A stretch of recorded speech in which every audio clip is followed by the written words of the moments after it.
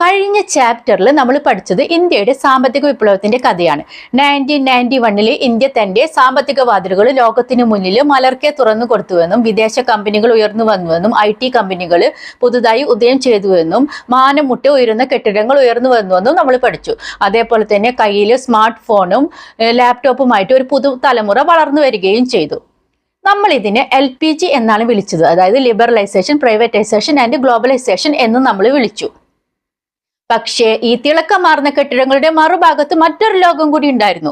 ലോകം 5G വേഗതയിൽ കുതിക്കുമ്പോഴും ഒരു നേരത്തെ ആഹാരത്തിന് വേണ്ടിയിട്ട് കഷ്ടപ്പെടുന്ന ലക്ഷക്കണക്കിന് ആളുകൾ, ഷെയർ മാർക്കറ്റിലെ ഗ്രാഫ് മുന്നോട്ട് കുതിക്കുമ്പോഴും തങ്ങളുടെ ജീവിതം എങ്ങനെ മുന്നോട്ട് കൊണ്ടുപോകുമെന്ന് അറിയാതെ പകച്ചു നിൽക്കുന്ന ഒരു കൂട്ടം ജനത.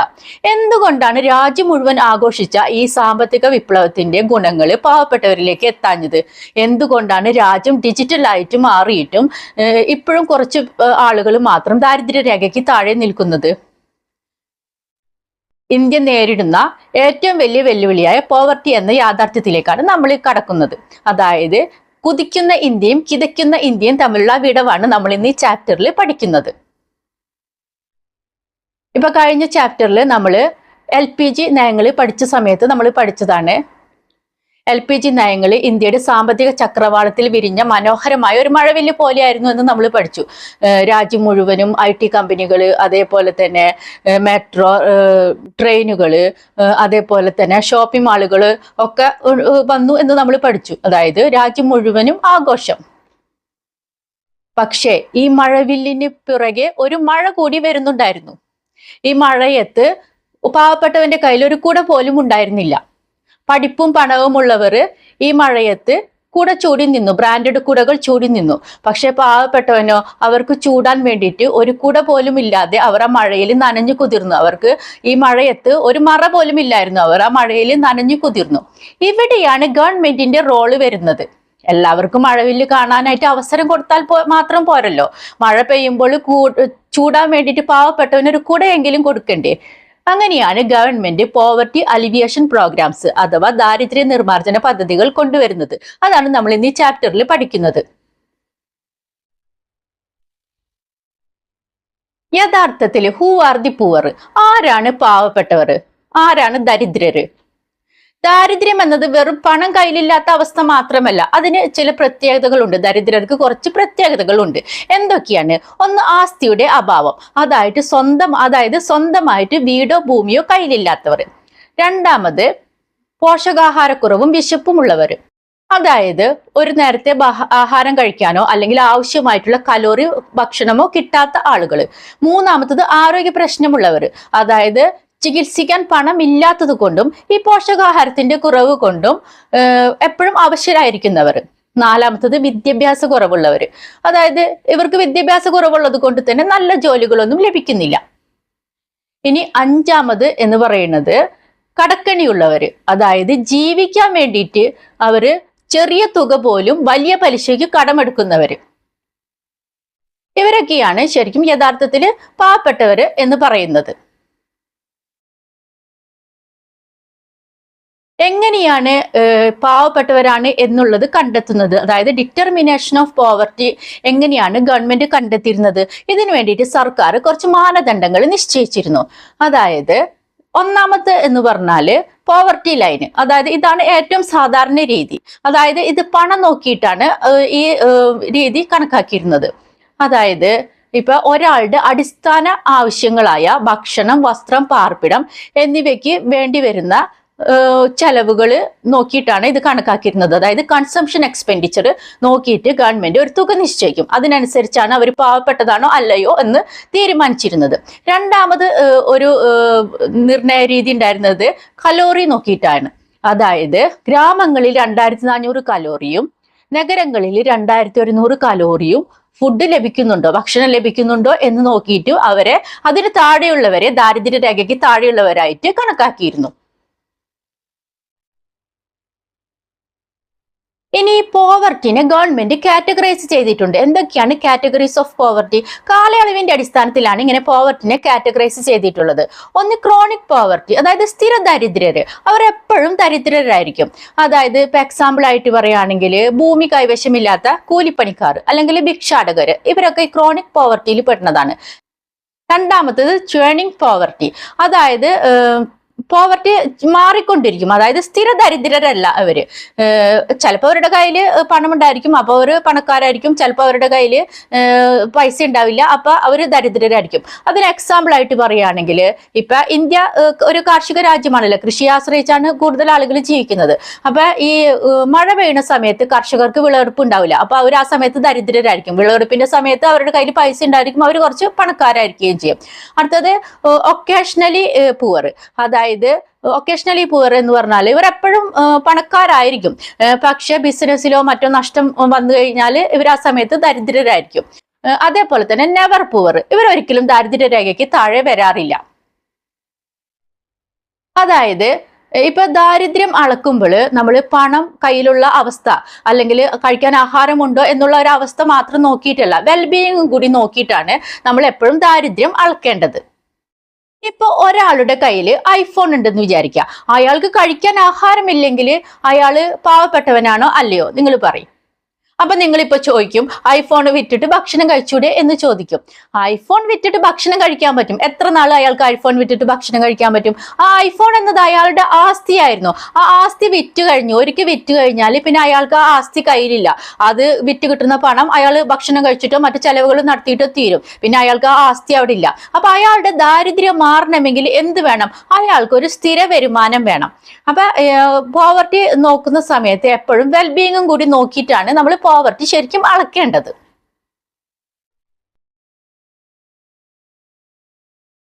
ഇനി ഗവൺമെന്റ് ഈ പോവർട്ടി അളക്കുന്നതിന് വേണ്ടി കുറച്ച് മെഷേഴ്സ് കൊണ്ടുവന്നു. ഇത് എക്സാമിന് ചോദിക്കുന്ന ഒരു ഇമ്പോർട്ടന്റ് ചോദ്യമാണ്, മെഷർമെന്റ് ഓഫ് പോവർട്ടി. എന്തൊക്കെയാണ് മെഷർമെന്റ് ഓഫ് പോവർട്ടി? ഇതിൽ മെഷർമെന്റ് ഓഫ് പോവർട്ടി എന്ന് പറയുമ്പോൾ അബ്സല്യൂട്ട് പോവർട്ടി ഉണ്ട്, റിലേറ്റീവ് പോവർട്ടി ഉണ്ട്. അബ്സല്യൂട്ട് പോവർട്ടി എന്ന് പറയുമ്പോൾ അതായത് ഒരാൾക്ക് ജീവിക്കാൻ ആവശ്യമായ ഏറ്റവും കുറഞ്ഞ അടിസ്ഥാന ആവശ്യങ്ങളായ ആഹാരം, വസ്ത്രം, അതേപോലെ തന്നെ പാർപ്പിടം ലഭിക്കുന്നുണ്ടോ എന്ന് നോക്കുന്ന അവസ്ഥയാണിത്. അപ്പൊ ഇത്തരം ഈ അബ്സല്യൂട്ട് പോവർട്ടി നോക്കിയാലുള്ള ഗുണം എന്താണെന്ന് വെച്ചിട്ടുണ്ടെങ്കിൽ ഈ അടിസ്ഥാന ആവശ്യങ്ങൾ നിറവേറ്റാൻ പറ്റാത്ത എത്ര ആളുകൾ ഇന്ത്യ പോലുള്ള വികസിത രാജ്യങ്ങളിൽ ഉണ്ട് എന്ന് നമുക്ക് അറിയാൻ പറ്റും. അപ്പൊ ഇതിനാണ് ഈ പോവർട്ടി ലൈൻ കൊണ്ടുവന്നിട്ടുള്ളത്. ഈ പോവർട്ടി ലൈന് താഴെയുള്ള ആളുകളെയൊക്കെ നമ്മൾ ദരിദ്രരായിട്ടാണ് കണക്കാക്കുന്നത്. ഇനി റിലേറ്റീവ് പോവർട്ടി. റിലേറ്റീവ് പോവർട്ടി എന്ന് പറഞ്ഞാൽ ഒരു കമ്പാരിസൺ പോലെയാണ്. ഇപ്പൊ അബ്സല്യൂട്ട് പോവർട്ടി എന്ന് പറഞ്ഞാൽ ഒരു ബോർഡർ ലൈൻ ആണ്. ഇത്ര ഗവൺമെന്റ് നിശ്ചയിക്കുന്ന ഒരു തുകയ്ക്ക് താഴെയുള്ളവരെ പോവർട്ടിയിൽ കണക്കാക്കും. അതായത് പോവർട്ടി ലൈനിന് താഴെയുള്ള ആളുകളെയാണ് ദരിദ്രരായിട്ട് കണക്കാക്കിയിരുന്നത്. ഇനി റിലേറ്റീവ് പോവർട്ടി എന്ന് പറഞ്ഞാൽ ഒരു കമ്പാരിസൺ പോലെയാണ്. അതായത് ഒരു കൂട്ടം ആളുകളെ അപേക്ഷിച്ച്, ഒരു വിഭാഗം ആളുകളെ അപേക്ഷിച്ച് മറ്റൊരു വിഭാഗം ആളുകൾ എത്ര ദരിദ്രരാണ് എന്ന് നോക്കുന്ന രീതിയാണ്. ഇപ്പൊ എക്സാമ്പിൾ ആയിട്ട് പറയുകയാണെങ്കിൽ 1,00,000 രൂപ വരുമാനമുള്ള ഒരാൾ അല്ലെങ്കിൽ കയ്യിൽ 1,00,000 രൂപ ഉള്ള ഒരാൾ 10 ലക്ഷം കയ്യിലുള്ള ഒരാളെ അപേക്ഷിച്ചിട്ട് ദരിദ്രനാണ്. അതായത് ഇവിടെ ഒരു കമ്പാരിസൺ ആണ്. അതായത് അയാൾക്ക് അയാളുടെ അടിസ്ഥാന ആവശ്യങ്ങളൊക്കെ നിറവേറുന്നുണ്ടായിരിക്കും, പക്ഷെ ഈ 10 ലക്ഷം രൂപയുള്ള ആളെ അപേക്ഷിച്ച് 1,00,000 രൂപയുള്ള ആള് ദരിദ്രനാണ് എന്നർത്ഥം. അതായത് ഇപ്പൊ നമ്മുടെ ക്ലാസ്സിൽ ഒരു കുട്ടിക്ക് ഭക്ഷണം കഴിക്കാനില്ലെങ്കിൽ ആ കുട്ടീനെ നമ്മൾ അബ്സല്യൂട്ട് പോവർട്ടിയിലാണ് ഉൾപ്പെടുത്തുന്നത്. ഇനി വേറൊരു കുട്ടിക്ക് സൈക്കിൾ ഉണ്ട്, പക്ഷെ അവന്റെ ഒരു ഫ്രണ്ടിനുള്ളത് ബൈക്കാണെന്ന് വിചാരിക്കാം. അപ്പൊ ഈ സൈക്കിളുള്ള കുട്ടി ബൈക്കുള്ള കുട്ടീനെ അപേക്ഷിച്ച് ദരിദ്രനാണ്. അതായത് ഇവിടെ കമ്പാരിസൺ ആണ് വന്നിട്ട്. ഇത് റിലേറ്റീവ് പോവർട്ടിയിലാണ് പെടുത്തുന്നത്. ഇപ്പൊ നിങ്ങൾക്ക് ആ വ്യത്യാസം മനസ്സിലായല്ല, ഇത് ഇമ്പോർട്ടന്റ് ക്വസ്റ്റ്യൻ ആണ്, ഇതൊന്ന് ശ്രദ്ധിച്ച് പഠിക്കാം. ഇനി നമ്മളിപ്പോ മെഷർമെന്റ് ഓഫ് പോവർട്ടിയാണ് പഠിച്ചിട്ടുള്ളത്.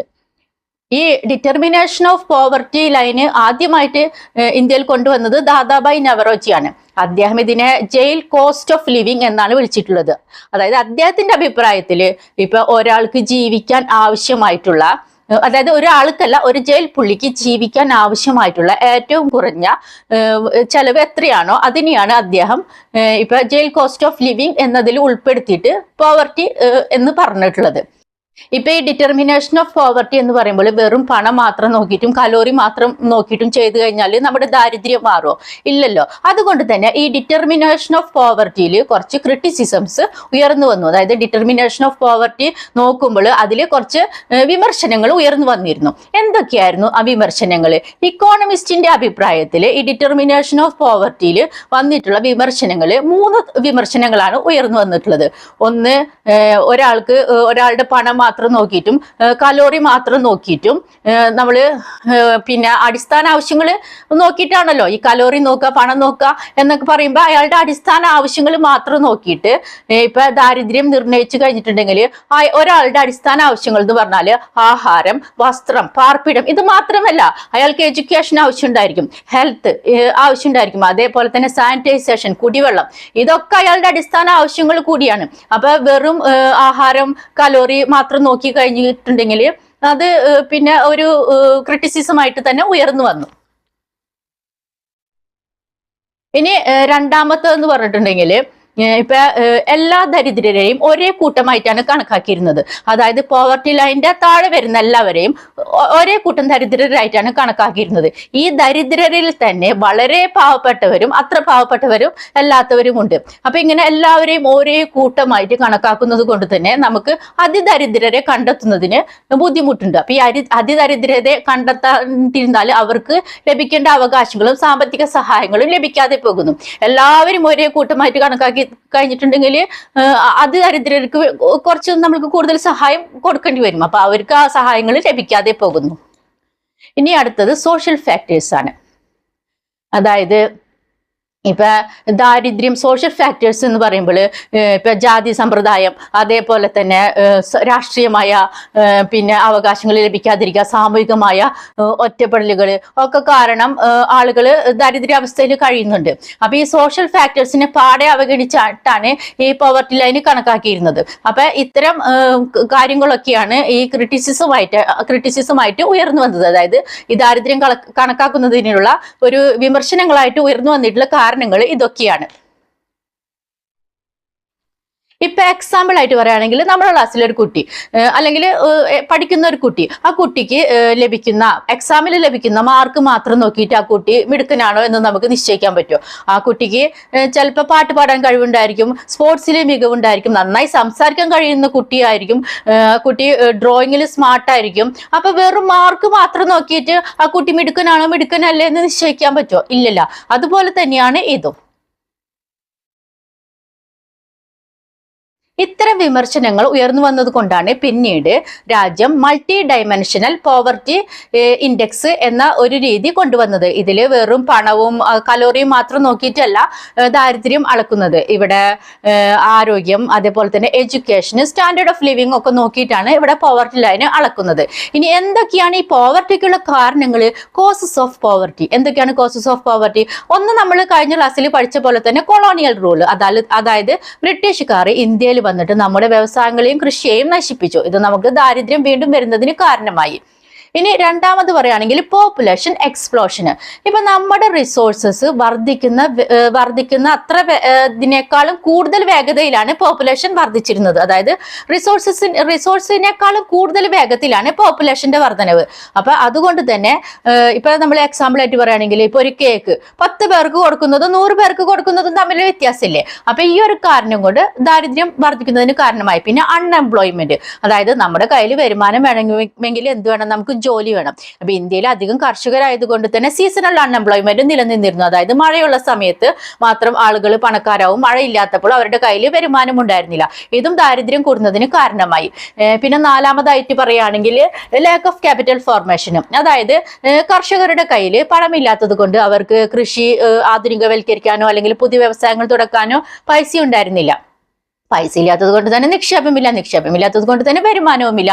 അതുപോലെ തന്നെ സാമൂഹിക ഘടകങ്ങൾ എന്ന് പറയുമ്പോൾ ജാതി സമ്പ്രദായങ്ങൾ, സാമൂഹികമായ അനാചാരങ്ങൾ, അന്ധവിശ്വാസങ്ങൾ, എഡ്യൂക്കേഷന്റെ കുറവ് ഒക്കെ കാരണം ദാരിദ്ര്യം വരുന്നതിന് കാരണമായി. ഇത് നമ്മൾക്ക് ഇങ്ങനെ ഒരു സൈക്കിൾ പോലെ ഓർത്തു വെച്ച് കഴിഞ്ഞാൽ നമുക്കിത് മനസ്സിലാക്കാൻ പറ്റും. കാരണം ആളുകളുടെ കയ്യിൽ വരുമാനമില്ലാത്തത് കൊണ്ട് അവർക്ക് ഭക്ഷണം കഴിക്കാൻ പറ്റുന്നില്ല. ഭക്ഷണം കഴിക്കാൻ പറ്റാത്തത് കൊണ്ട് അവരുടെ ആരോഗ്യം മോശമാണ്. പോഷകാഹാരക്കുറവ് കൊണ്ട് അവരുടെ ആരോഗ്യം മോശമാണ്. ആരോഗ്യം മോശമായത് കൊണ്ട് തന്നെ അവർക്ക് ജോലിക്ക് പോകാൻ പറ്റുന്നില്ല. ജോലിക്ക് പോകാത്തത് കൊണ്ട് തന്നെ വീണ്ടും അവർ ദാരിദ്ര്യത്തിലേക്ക് നീങ്ങുന്നു. അവരുടെ കയ്യിൽ പൈസ ഇല്ല, ദാരിദ്ര്യത്തിലേക്ക് നീങ്ങുന്നു. അതായത് ഇന്ത്യയിൽ അധികം പോവർട്ടിക്കുള്ള പ്രധാന കാരണം എന്ന് വെച്ചാൽ വരുമാനത്തിലെ ഇൻഇക്വാളിറ്റിയാണ്. അതായത് സമ്പത്ത് കുറച്ചു പേരുടെ കയ്യിൽ മാത്രം ഒതുങ്ങി നിൽക്കുന്നു. അതുകൊണ്ട് തന്നെ പാവപ്പെട്ട ആൾക്കാരുടെ കയ്യിൽ പർച്ചേസിങ് പവർ ഇല്ല. അതുകൊണ്ട് തന്നെ അവർക്ക് മാർക്കറ്റിൽ പോയിട്ട് സാധനങ്ങൾ വാങ്ങാനുള്ള പർച്ചേസിങ് പവർ ഇല്ലാത്തത് കൊണ്ട് തന്നെ അത് മാർക്കറ്റിനെയും കൂടി ബാധിക്കുന്നു. ഇപ്പൊ നമ്മൾ പഠിച്ചത് എന്തൊക്കെയാണ്, ഇപ്പൊ പോവർട്ടിയുടെ കാരണങ്ങൾ എന്തൊക്കെയാണ് എന്നുള്ളതാണ് നമ്മൾ പഠിച്ചത്. ഇനി ഈ പോവർട്ടി എന്ന ശത്രുവിനെ തുരത്താൻ വേണ്ടിയിട്ട് ഗവൺമെന്റ് എന്താണ് ചെയ്തത്?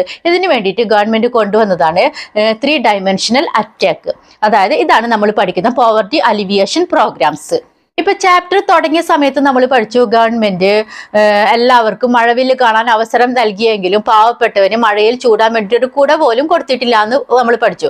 അപ്പൊ ഇവിടെ കൊടുത്തിട്ടുള്ള ഈ കുടയാണ് സെൽഫ് എംപ്ലോയ്മെന്റ് പ്രോഗ്രാം. ഇവിടെ കുട നേരിട്ട് നൽകാതെ ആ കുട എങ്ങനെ നിർമ്മിക്കാം എന്നുള്ള ഒരു പരിശീലനമാണ് നൽകിയിട്ടുള്ളത്. അതായത് സെൽഫ് എംപ്ലോയ്മെന്റ് പ്രോഗ്രാം എന്ന് പറയുമ്പോൾ പല എംപ്ലോയ്മെന്റുകൾ പരിശീലനം നൽകി അവരെ സ്വയം പര്യാപ്തരാക്കി മാറ്റി. ഇതിനു വേണ്ടിയിട്ട് ഓരോ പരിശീലന പദ്ധതികളും അതേപോലെ തന്നെ ചെറിയ ലോണുകളും ഒക്കെ അവർക്ക് ഏർപ്പെടുത്തി. അപ്പൊ ഇതിൽ പെട്ടതാണ് സ്വർണ്ണ ജയന്തി ഗ്രാം സ്വർ രോസ്ഗാർ യോജന. അതായത് ഗ്രാമപ്രദേശങ്ങളിലെ ചെറു സംഘങ്ങളായിട്ട് സംഘടിപ്പിച്ച് അവർക്ക് സ്വയം പരിശീലനം നൽകി സാമ്പത്തിക സഹായം നൽകുന്ന പദ്ധതിയാണിത്.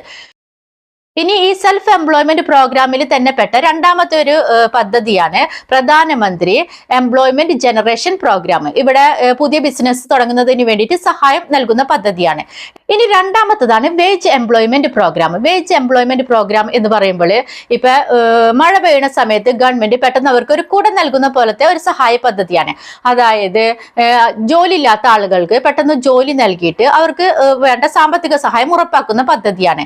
ഈ വേജ് എംപ്ലോയ്മെന്റ് പ്രോഗ്രാമിൽ പെട്ടതാണ് Mahatma Gandhi national rural employment guarantee act. അതായത് ഗ്രാമപ്രദേശങ്ങളിൽ ഒരു കുടുംബത്തിന് ചുരുങ്ങിയത് വർഷത്തിൽ 100 ദിവസത്തെങ്കിലും ജോലി ഉറപ്പാക്കുന്ന പദ്ധതിയാണ്. ഇത് രാജ്യത്തിൽ തന്നെ ഏറ്റവും വലിയ തൊഴിൽ പദ്ധതിയാണ് ഇത്. ഇനി അടുത്തതാണ് പ്രൊവൈഡിങ് മിനിമം ബേസിക് അമ്യൂണിറ്റീസ്. അതായത് അടിസ്ഥാന സൗകര്യങ്ങൾ ഉറപ്പാക്കുന്ന പദ്ധതി. അതായത് ഇതൊരു വലിയ വീട് പണിത് കൊടുക്കുന്നത് പോലെയാണ്. അതായത് മഴ വന്നാലും വെയിൽ വന്നാലും അവർക്ക് സംരക്ഷണം നൽകുന്ന ഒരു പദ്ധതി പോലെയാണ്. ഇതിൽ പെട്ടതാണ് പബ്ലിക് ഡിസ്ട്രിബ്യൂഷൻ സിസ്റ്റം. അതായത് റേഷൻ കാർഡ് വഴിക്ക് കുറഞ്ഞ ചെലവിൽ ആഹാരം അവർക്ക് ഉറപ്പാക്കുന്നു. അതേപോലെ തന്നെ ഇതിൽ വരുന്ന രണ്ടാമത്തെ പദ്ധതിയാണ് മിഡ് ഡേ മീൽ സ്കീം. അതായത് കുട്ടികൾക്ക് സ്കൂളിൽ ഉച്ചഭക്ഷണം ഏർപ്പാടാക്കുന്ന രീതി. ഇനി വന്നിട്ടുള്ളതാണ് പ്രധാനമന്ത്രി ജൻധൻ യോജന. ഇത് എന്ന് പറഞ്ഞിട്ടുണ്ടെങ്കിൽ എല്ലാവർക്കും ബാങ്ക് അക്കൗണ്ട് ഉറപ്പാക്കി അവരുടെ സാമ്പത്തിക ഭദ്രത ഉറപ്പാക്കുന്നു.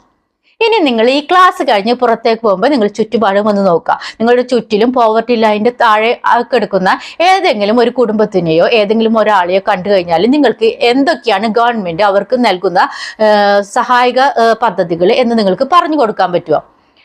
അങ്ങനെ പറഞ്ഞു കൊടുക്കാൻ പറ്റുമ്പോഴാണ് നിങ്ങളൊരു നല്ല ഇക്കണോമിക്സ് വിദ്യാർത്ഥിയാകുന്നത്. അപ്പൊ നമ്മൾ ഇപ്പൊ ഈ ചാപ്റ്ററിൽ പഠിച്ചു എന്താണ് ദാരിദ്ര്യമെന്നും ദാരിദ്ര്യം എന്ന വെല്ലുവിളിനെ നമ്മൾ എങ്ങനെ മറികടക്കാം എന്നുള്ളതും നമ്മൾ ഈ ചാപ്റ്ററിൽ പഠിച്ചു. ഇനി നമ്മൾ അടുത്ത ചാപ്റ്ററിൽ നമ്മൾ പഠിക്കുന്നത് ഇതേപോലെ തന്നെ ഏറ്റവും ഇമ്പോർട്ടൻ്റ് ആയിട്ടുള്ള ഒരു വിഷയമായ ഹ്യൂമൻ ക്യാപിറ്റൽ ഫോർമേഷനെ കുറിച്ചിട്ട് നമ്മൾക്ക് അടുത്ത ചാപ്റ്ററിൽ പഠിക്കാം.